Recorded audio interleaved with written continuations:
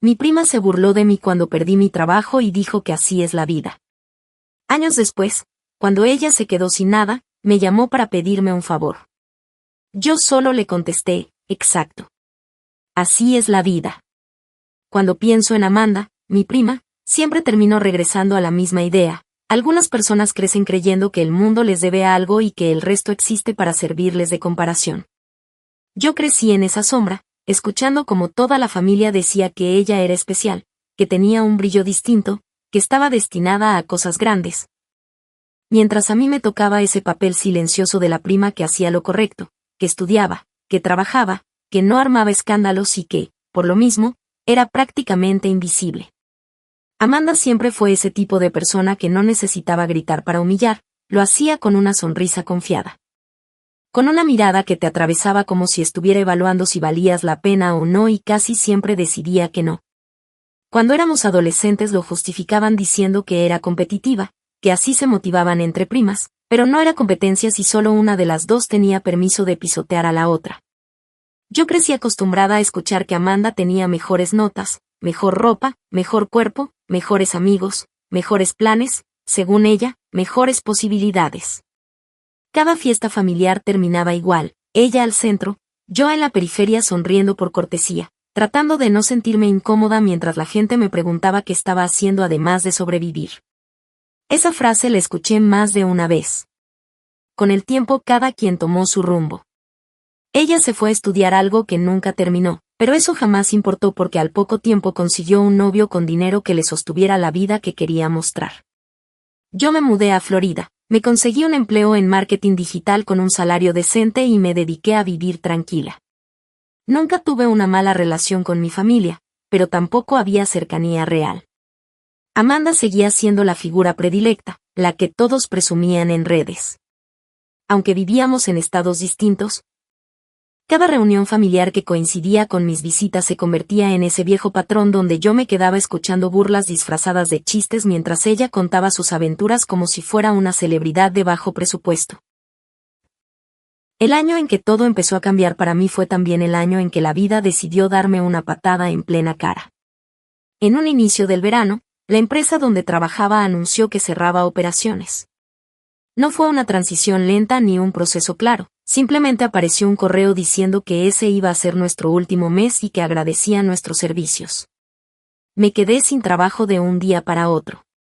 Fue un golpe duro porque, aunque no ganaba millones, era lo suficiente para mantener mis cuentas al día y sentir que por fin estaba construyendo algo propio. Durante semanas me la pasé enviando solicitudes a todas partes sin recibir más que correos automáticos. No quería preocupar a nadie, así que evité contar detalles a la familia. Pero en una visita que hice a mi tía a finales del verano, Amanda estaba ahí, y en cuanto escuchó que había perdido el trabajo soltó una risa que me atravesó por dentro, esa risa que siempre usó para recordarme que, según ella, yo no pertenecía a su nivel.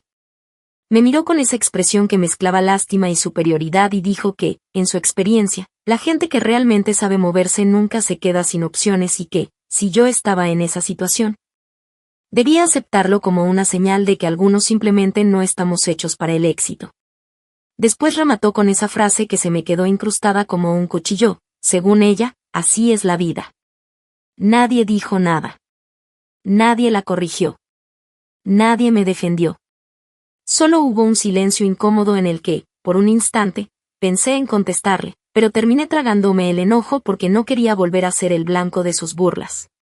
Esa noche me fui manejando de regreso a casa sintiendo que había retrocedido 10 años en autoestima, como si todo lo que había trabajado para construir mi independencia se hubiera desmoronado en cuestión de minutos. Durante meses me tocó aceptar trabajos temporales que apenas cubrían la renta, hacer horas extras en puestos que no tenían nada que ver con lo mío y vivir con la sensación de que cualquier comentario podía derrumbarme. Amanda, mientras tanto, seguía publicando fotos de viajes, bolsos costosos y cenas elegantes. Cada publicación llevaba ese tono sutil de presunción que siempre usó para recordarme que la vida le sonreía más a ella. Pero el tiempo es raro. A veces te aplasta, a veces te empuja, y en algunos casos te da la oportunidad de reinventarte. En un invierno posterior, cuando ya estaba convencida de que tendría que cambiar por completo de rumbo, terminé entrando a una startup pequeña que buscaba gente con experiencia en redes sociales y análisis de datos. No era un puesto glamuroso, pero era estable y tenía posibilidades de crecimiento. Lo que ninguno de nosotros sabía entonces era que esa compañía iba a explotar en cuestión de 2 años, convirtiéndose en una de esas historias de éxito que salen en portales de negocios. Ascendí, recibí acciones, participé en proyectos grandes y, por primera vez en mi vida, sentí que tenía el control absoluto de mis decisiones. Y lo más importante, dejé por completo de sentirme menos que nadie. Pasaron varios años sin tener ninguna interacción con Amanda. No la seguía en redes, no preguntaba por ella, no necesitaba saber nada. Yo tenía mi vida ordenada, mis finanzas sanas, mi trabajo estable y la tranquilidad de no depender de nadie.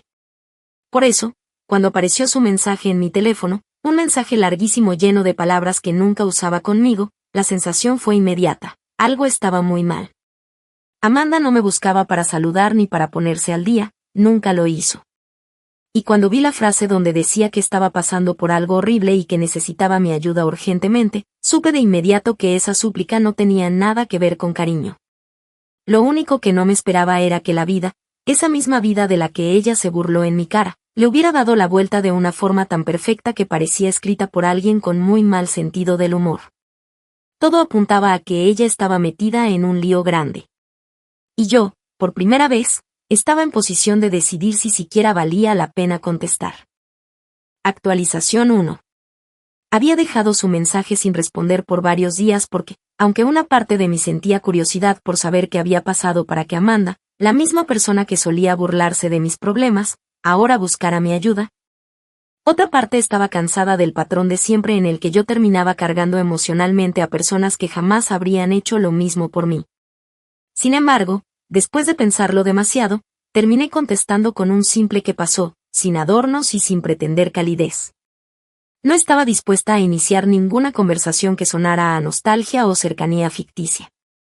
Me respondió casi de inmediato, como si hubiera estado observando el teléfono todo el día, y me soltó un párrafo enorme en el que decía que estaba viviendo un momento horrible, que no sabía con quién más hablar y que esperaba que yo pudiera escucharla.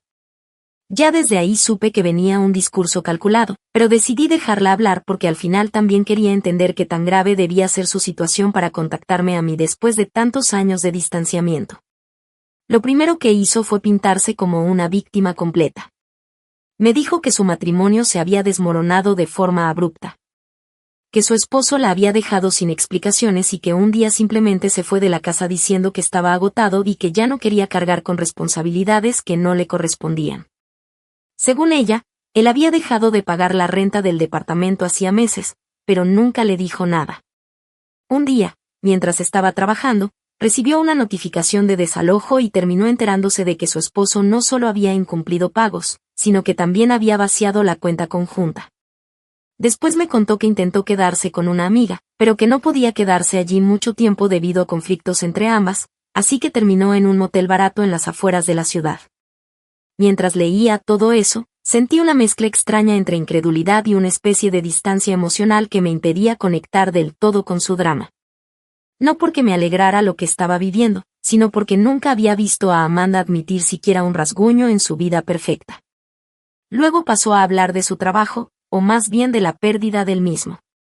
Según ella, la empresa la había despedido junto con varias personas más por recortes de presupuesto. Sin embargo, mientras me contaba la historia se contradijo varias veces, como si estuviera editándose en tiempo real para no revelar algo que pudiera dejarla mal parada. Me mencionó que tuvo problemas con un supervisor que la acusó de mal comportamiento, pero rápido cambió el tema diciendo que eso no tenía importancia porque el verdadero problema era que no tenía cómo pagar sus deudas. Me dijo que tenía tarjetas atrasadas, que debía el carro, que estaba al borde de perderlo todo y que estaba viviendo con una ansiedad constante que la hacía sentir al borde del colapso. Esa parte sí me sorprendió, porque Amanda nunca hablaba de sentimientos que implicaran vulnerabilidad.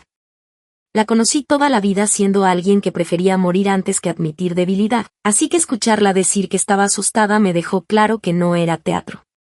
O al menos, no todo. La conversación cambió de tono cuando empezó a decir que siempre me había admirado, que yo era fuerte, responsable, estable, y que sabía que si alguien podía entenderla, era yo. Fueron varias frases seguidas que sonaban como si estuviera leyendo un manual de manipulación emocional. Decía que le daba vergüenza pedirme algo, pero que no tenía a nadie más, que la familia no podía ayudarla porque todos estaban pasando por momentos difíciles y que, pensándolo bien, yo era la única persona que había demostrado ser estable todos estos años. Mientras la leía, me quedé mirando el teléfono con una sensación de déjà vu, recordando cómo en su momento mis problemas no le parecieron más que material para burlas. Pero ahora usaba mi estabilidad como justificación para cargarme con sus responsabilidades. Era la misma Amanda, solo que ahora desesperada. Finalmente soltó el verdadero motivo de todo ese discurso: me pidió dinero.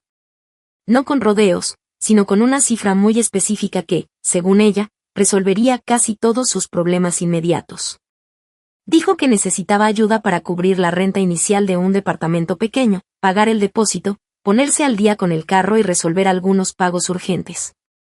Cuando leí que necesitaba una cantidad que ella calculó como algo razonable pero que claramente no iba a devolver, sentí como mi paciencia se tensaba. Cerré el teléfono un momento porque necesitaba procesar lo que estaba leyendo. De todas las personas a las que podía pedirles ayuda, me eligió a mí, a quien trató durante toda la vida como si fuera inferior, como si yo no tuviera nada valioso que aportar, como si mis problemas fueran insignificantes. Y sin embargo, cuando ella perdió su estabilidad, creyó que yo tenía la obligación moral de sacarla del hueco en el que se había metido. Después de dejar el teléfono a un lado, lo retomé más tarde para seguir leyendo y me encontré con el remate más absurdo de la conversación. Amanda decía que sabía que era mucho pedir, pero que yo tenía un trabajo excelente, un estilo de vida cómodo, y que ese tipo de cantidades no me afectaban. Dijo algo como que a veces la vida nos pone en posiciones distintas para que podamos ayudar a quienes lo necesitan. Esa frase me hirvió por dentro porque recordé perfectamente cómo, en aquella reunión donde me humilló por perder mi empleo, dijo que había personas que simplemente no estaban hechas para el éxito y que así era la vida. Ahora, de repente, la vida le parecía injusta y yo debía actuar como su salvación personal. Terminé la noche sin responderle, dejando el mensaje abierto como una herida expuesta que no sabía si valía la pena atender. Me quedé acostada pensando en lo absurdo que era todo, en lo fácil que había sido para Amanda burlarse de mis problemas y en lo rápido que olvidó su superioridad cuando fue ella quien necesitó algo. No sabía aún qué iba a decirle, pero sí tenía claro que no pensaba repetir el ciclo de siempre donde yo quedaba en segundo plano mientras ella se beneficiaba de todo. Por primera vez, tenía la ventaja y la claridad suficiente para no caer en la culpa. Lo que no imaginaba era que lo peor aún no había pasado. Actualización 2. Había dejado de responderle de manera intencional porque necesitaba distancia para evitar caer en ese patrón viejo donde terminaba sintiéndome responsable de emociones que no me correspondían. Sin embargo, el silencio pareció activar en Amanda una urgencia que no había mostrado ni siquiera cuando decía que estaba viviendo en un motel.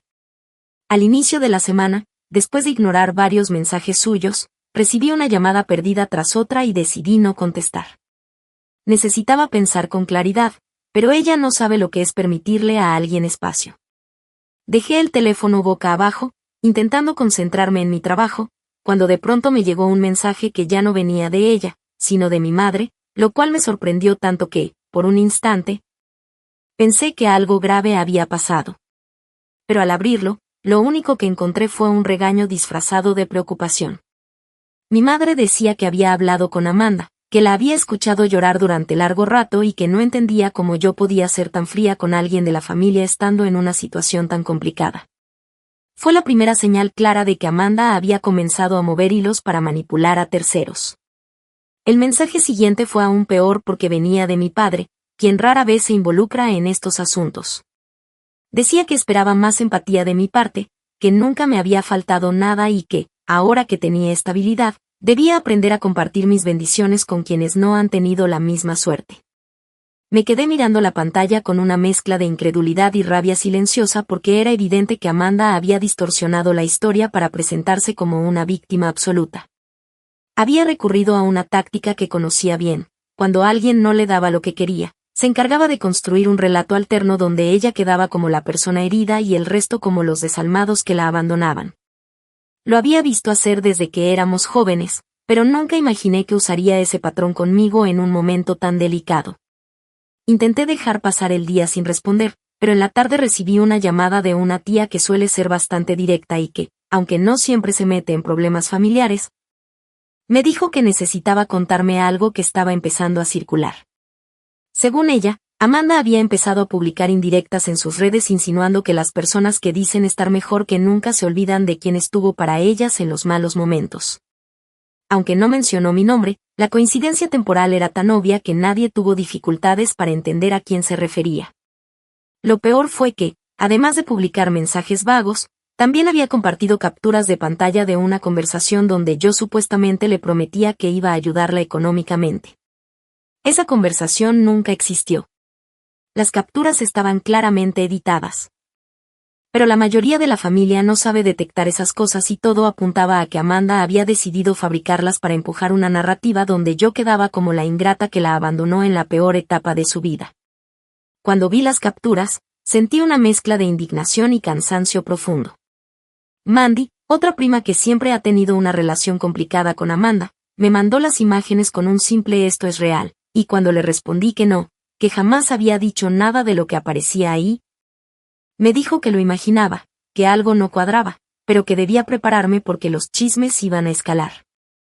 Lo que más me molestó no fue la mentira en sí, sino el descaro de pensar que podía manipular la percepción de todos a su conveniencia. Como si yo siguiera siendo esa persona silenciosa que se quedaba al margen mientras ella controlaba la narrativa. Fue en ese momento cuando entendí que Amanda no estaba buscando ayuda, sino control. Quería volver a situarse por encima de mí incluso en medio de su propia crisis y usarme como herramienta para salir de ella. La tarde continuó con una avalancha de mensajes de familiares que rara vez me escriben, todos con el mismo tono moralista disfrazado de preocupación. Algunos decían que comprendían que tal vez no quería involucrarme, pero que debía recordar que la familia era lo primero. Otros me preguntaban directamente cuánto estaba dispuesta a ayudar para saber si podían coordinarse conmigo. Leí cada mensaje con un agotamiento que se sentía físico. Ahora no solo tenía que lidiar con la manipulación de Amanda, sino con la presión social que ella había generado con sus mentiras. Y aún así, no respondía a ninguno. Me negaba a actuar bajo presión emocional, sobre todo cuando venía de una persona que había pasado años disfrutando humillarme. A mitad de la noche me llegó un mensaje más, esta vez de la amiga de toda la vida de Amanda, una mujer con la que nunca tuve una relación particularmente cercana, pero que siempre estuvo presente en los momentos sociales de la familia. Me dijo que Amanda estaba devastada, que se sentía abandonada por todos y que había dicho que yo era la única persona en la que había depositado su esperanza. El nivel de manipulación en ese mensaje fue tan evidente que, por primera vez desde que todo esto empezó, solté una carcajada amarga. No era humor real, sino ese tipo de risa que aparece cuando el absurdo supera el enojo. Amanda estaba intentando construirse una narrativa de mártir en la que yo era el villano perfecto porque, en su cabeza, si lograba convencer a otros de que yo era la mala, entonces tendría derecho a pedirme lo que quisiera. Era un juego retorcido que había jugado muchas veces con otras personas, pero ahora había tenido la audacia de aplicarlo conmigo. A la mañana siguiente, antes incluso de que pudiera abrir los ojos por completo, mi teléfono vibró con un mensaje largo que venía directamente de Amanda. Decía que sentía que yo estaba siendo injusta, que no entendía por qué no quería responderle y que le dolía pensar que la estaba castigando. Después dijo algo que me dejó helada, que había tenido que contarle a la familia lo que estaba pasando porque yo la había dejado sin opciones y necesitaba ayuda urgente. Lo escribió como si yo la hubiera empujado a hacerlo, como si fuera mi responsabilidad que ella difundiera mentiras y creara un caos emocional alrededor. Leyendo eso, supe que ya no estaba lidiando con alguien simplemente desesperado, sino con alguien que se había convencido de que tenía derecho a manipularme por completo. El golpe final llegó cuando otra prima me mandó una captura de un comentario en el que Amanda insinuaba que yo estaba viviendo una vida cómoda gracias a golpes de suerte, mientras que ella había tenido que luchar siempre por todo.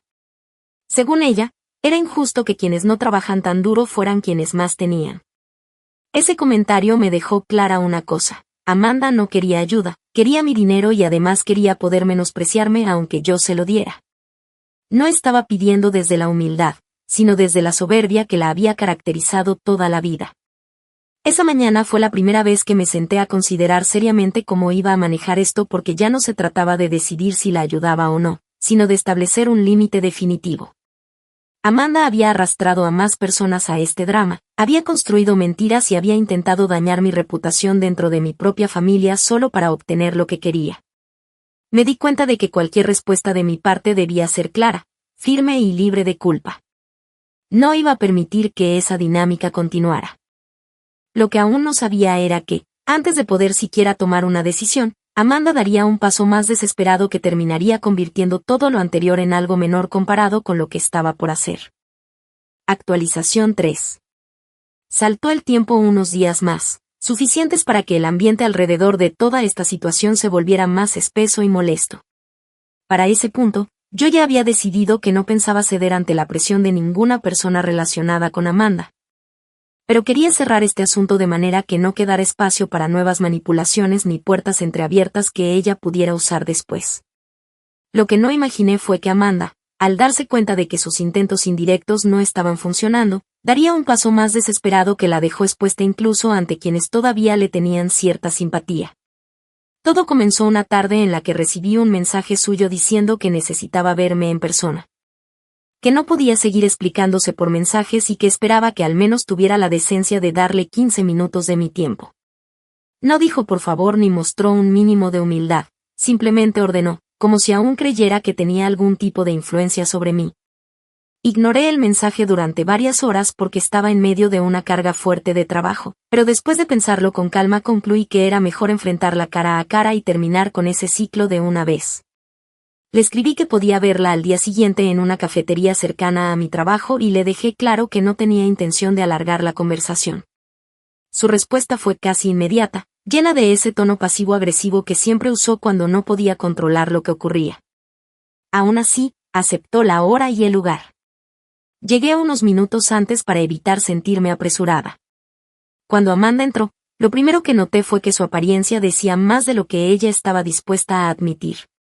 No se veía destruida ni descuidada, pero sí había algo distinto en su manera de caminar, una inseguridad que nunca había mostrado antes. Estaba maquillada, pero el maquillaje no ocultaba por completo el cansancio en sus ojos. Traía ropa que alguna vez habría considerado demasiado sencilla para su estilo. Caminó hasta mi mesa y se sentó sin esperar invitación. Apenas acomodó la bolsa sobre las piernas empezó su discurso. Dijo que no entendía por qué yo había reaccionado así, que ella había sido completamente honesta al contarme lo que estaba viviendo y que esperaba encontrar en mí a alguien que no le diera la espalda. En su versión, yo era cruel, distante e insensible a su sufrimiento. Me sorprendió la facilidad con la que mintió incluso estando frente a mí. Fingía desconocer por completo las capturas editadas, los comentarios indirectos, las llamadas a mis padres, las insinuaciones sobre mi vida, como si todo eso nunca hubiera ocurrido. Yo la dejé hablar, no porque me creyera su narrativa, sino porque sabía que en algún punto iba a soltar lo que realmente la tenía ahí, sentada frente a mí, con su orgullo colgando de un hilo. Cuando por fin llegó el momento, se inclinó un poco y dijo que necesitaba que yo la ayudara con lo que ella consideraba una cantidad razonable para alguien con mi nivel de vida. Según ella, lo había calculado con cuidado para que yo no sintiera que era un sacrificio, sino más bien una muestra de apoyo familiar. Me pidió el monto completo como si fuera algo que se daba por hecho. Lo soltó con una naturalidad que me dejó perpleja, como si ella no fuera la misma persona que llevaba años tratándome con desprecio. Le respondí que entendía que estuviera pasando por un mal momento, pero que eso no justificaba ni sus mentiras ni la manipulación hacia la familia. Ella se apresuró a decir que jamás había mentido, que lo que había publicado en redes había sido malinterpretado y que si mis padres entendieron las cosas de otra forma, no era culpa suya. En ese punto ya ni siquiera intentaba mantener la fachada. Era evidente que esperaba que yo ignorara el caos que había generado y simplemente actuara como su salvavidas económico. Entonces decidí poner sobre la mesa lo que ella parecía creer que yo no sabía. Le dije que había visto las capturas editadas, que sabía que había llamado a mis padres contando una historia completamente distinta, y que también tenía conocimiento de los comentarios que había hecho sobre mi vida y mis logros. Por primera vez desde que llegó, la expresión de su rostro cambió por completo. No había tristeza ni arrepentimiento, sino fastidio porque la había descubierto. En lugar de disculparse o intentar remediar la situación, hizo lo que siempre hizo cuando se sentía acorralada. Se puso a la defensiva con un tono altanero que la delató por completo. Dijo que yo estaba exagerando, que siempre había sido demasiado sensible y que no entendía la importancia de ayudar a la familia cuando uno tiene la capacidad de hacerlo. Según ella, estaba reaccionando como una persona inmadura que dejaba que viejos resentimientos controlaran decisiones importantes. Cuando escuché eso, sentí una calma extraña, como si cada pieza de este rompecabezas hubiera caído finalmente en su lugar. Amanda no iba a cambiar, no iba a reconocer nada y no iba a aceptar ningún límite que yo quisiera imponer. Si tenía que elegir entre reconocer su comportamiento o culparme a mí, siempre iba a elegir culparme. Le dije entonces que no estaba dispuesta a darle dinero, que no la iba a rescatar de sus problemas y que tampoco estaba obligada a cargar con decisiones que ella había tomado. Quise ser clara sin sonar cruel, pero la línea entre ambas cosas era delgada. En el momento en que procesó lo que estaba diciendo, su rostro se transformó en una mezcla de incredulidad y furia. Dijo que yo era una desagradecida, que seguro mi éxito me había cambiado, que antes por lo menos era humilde y sabía mi lugar. Esa última frase me tocó un punto que no había tocado en años. Mi lugar.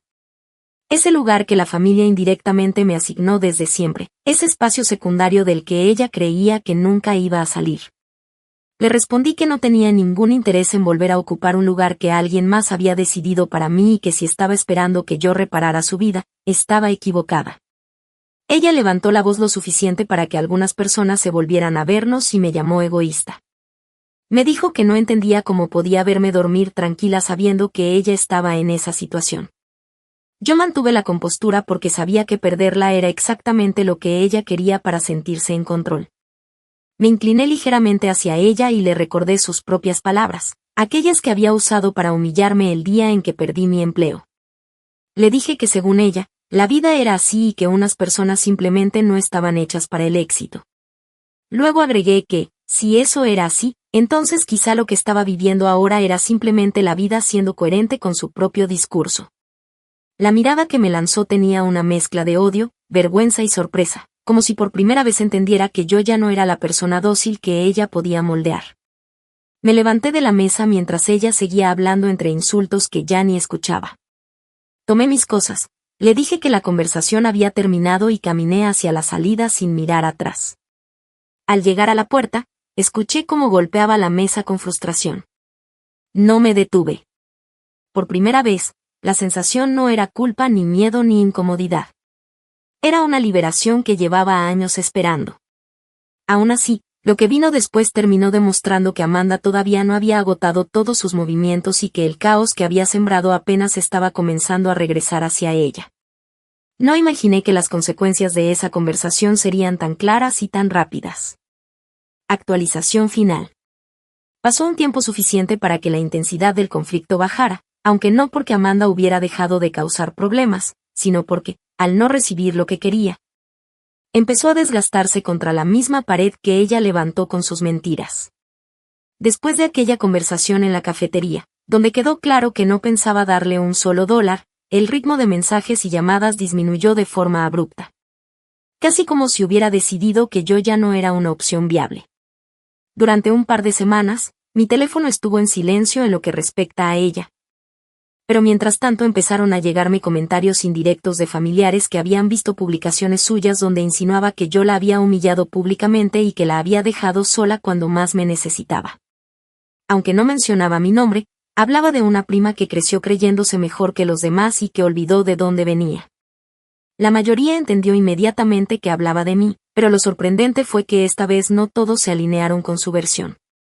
Un par de primas, que siempre habían tenido una relación complicada con ella, dejaron comentarios bastante neutrales del tipo que se ponen cuando uno no quiere entrar en discusiones familiares. Pero varias personas empezaron a pedirle pruebas o a preguntarle directamente qué había pasado. Amanda, en lugar de aclarar, borró comentarios, lo que terminó de levantar sospechas. Con el paso de las semanas hubo más señales de su desgaste.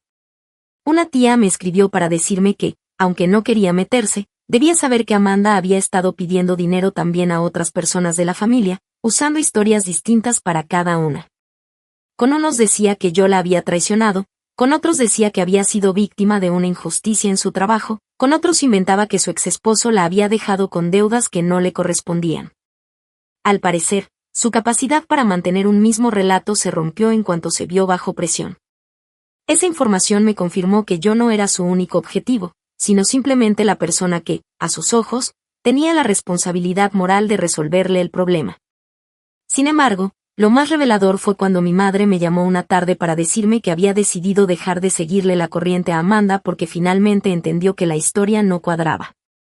Contó que Amanda se contradijo varias veces en una sola conversación y que, cuando ella le pidió ver algún documento que demostrara la supuesta deuda que tenía que pagar de urgencia, Amanda cambió el tema bruscamente y se irritó.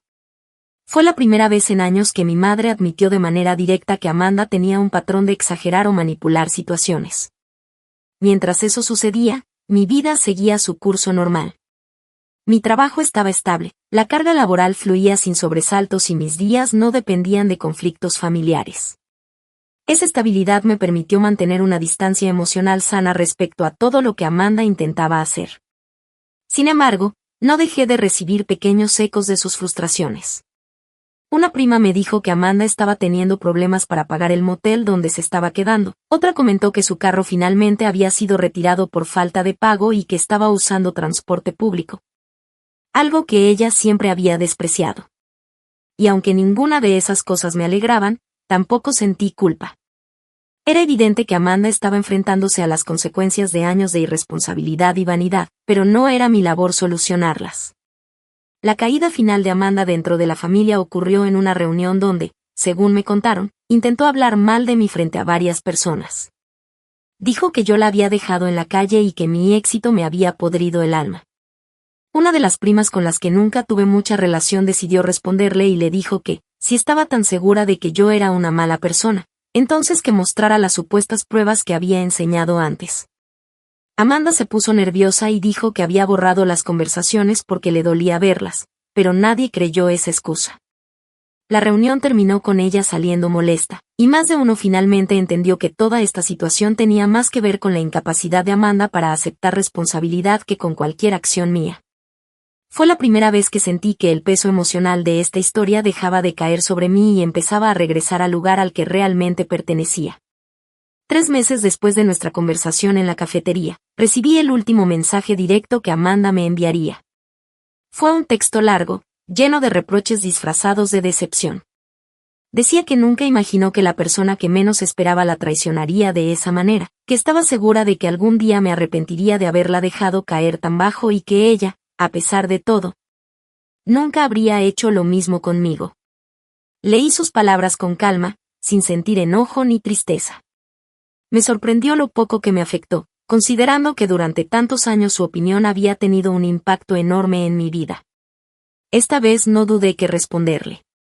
Le escribí la misma frase que ella me había dicho cuando se burló de mí el día en que perdí mi trabajo, esa frase que tanto disfrutó pronunciar frente a toda la familia. Le dije que, si algo había aprendido de toda esta experiencia, era que la vida no hacía excepciones por nadie, y que lo que estaba viviendo ahora era simplemente consecuencia de sus propias decisiones.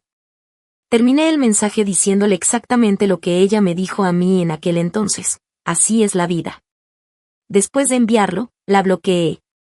No hubo dramatismo ni arrepentimiento. Solo una sensación de cierre que llevaba demasiado tiempo pendiente. Desde ese día, no he vuelto a saber nada de Amanda más allá de rumores sueltos que llegan sin que yo los busque. Mi familia, por su parte, ha aprendido a no involucrarme en los conflictos que ella genera y a no asumir que tengo un papel que cumplir en sus problemas. Y yo, por primera vez en mucho tiempo, siento que tengo el control total de mi vida sin la sombra constante de una comparación injusta. No hay satisfacción en verla caer, pero sí hay paz en saber que finalmente dejé de cargar con un peso que nunca me correspondió.